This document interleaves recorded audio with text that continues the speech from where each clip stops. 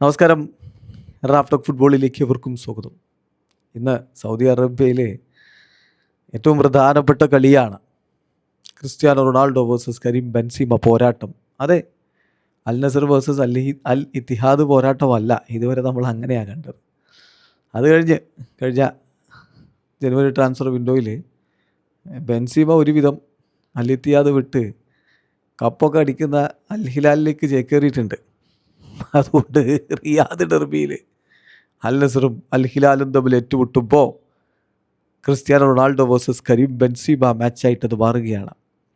ഇതുവരെ Saudi പോരാട്ടങ്ങളിൽ, Saudi കോമ്പറ്റീഷനുകളിൽ ഈ രണ്ട് താരങ്ങൾ തമ്മിൽ ഏറ്റുമുട്ടിയ മത്സരങ്ങൾ എത്ര, അതിലാര് കൂടുതൽ ഗോളടിച്ചു, ആരുടെ ടീമിന് കൂടുതൽ വിജയം, ആർക്കാണ് മുൻതൂക്കം, ഇന്നത്തെ കളി എന്താകും നമ്മൾ നോക്കുകയാണ്. ഇതുവരെ രണ്ടുപേരും സൗദിയിലേക്ക് ചേക്കേറിയതിന് ശേഷം, റയലിൽ കട്ടച്ചങ്കുകളായിരുന്നല്ലോ, പിന്നെ രണ്ടുപേരും സൗദിയിലേക്ക് ചേക്കേറിയ ശേഷം പരസ്പരം ഏറ്റുമുട്ടിയത് 6 കളികളിലാണ്. ഈ 6 കളികളിൽ നിന്ന് ക്രിസ്ത്യാനോ റൊണാൾഡോയുടെ ടീം അൽ നസർ വിജയിച്ചത് 3 മത്സരങ്ങളാണെങ്കിൽ, അതുപോലെ തന്നെ ബെൻസീമയുടെ ടീമും 3 മത്സരങ്ങൾ വിജയിച്ചിട്ടുണ്ട്. പക്ഷേ ഗോളടിയുടെ കണക്കിൽ മുൻതൂക്കം ക്രിസ്ത്യാനോ റൊണാൾഡോക്കാണ്. CR7 ബെൻസീമ കളിക്കുന്ന ടീമിൻ്റെ വലയിലേക്ക് 4 ഗോളുകൾ അടിച്ചിട്ടുണ്ട്.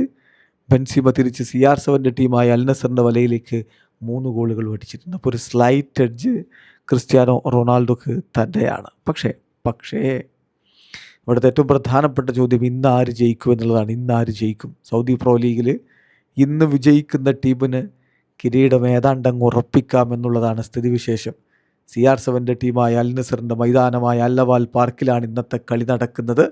100 ഗോളുകൾ സൗദി പ്രോ ലീഗിലും അടിച്ചു കൂട്ടിക്കഴിഞ്ഞു ക്രിസ്ത്യാനോ റൊണാൾഡോ. അതിൻ്റെ ഒരു തുടർച്ച ഇന്ന് ആരാധകർ പ്രതീക്ഷിക്കുന്നു. വിട്ടുകൊടുക്കില്ല ബെൻസീമ എന്നറിയാം. അദ്ദേഹവും ഒരു വല്ലാത്ത പോരാളിയാണ്. So game on. വീഡിയോ അവസാനിക്കുന്ന ഫുട്ബോൾ ലോകത്തെ കൂടുതൽ വിശേഷങ്ങളുമായി റാഫ്റ്റോക്സിൽ എത്താം.